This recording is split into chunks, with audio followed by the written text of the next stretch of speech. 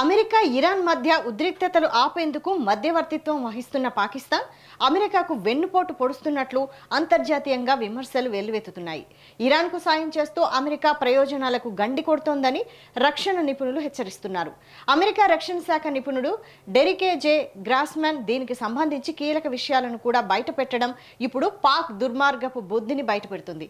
కాగా Hormuz జలసంధిపై America దిగ్బంధనం నుంచి తప్పించుకుని ఇరాన్ తన వాణిజ్యాన్ని కొనసాగించేలా పాకిస్తాన్ 6 ప్రత్యేక భూమార్గాలు ప్రతిపాదించినట్లు తెలిపారు. ఈ చర్యలు అమెరికా వ్యూహాలను దెబ్బతీసేలా ఉన్నాయని పేర్కొన్నారు. పాకిస్తాన్ ఓవైపు అమెరికాతో స్నేహం చేస్తూనే మరోవైపు ఇరాన్కు వాణిజ్యపరంగా సహకారం అందించడం చర్చనీయాంశమవుతోంది.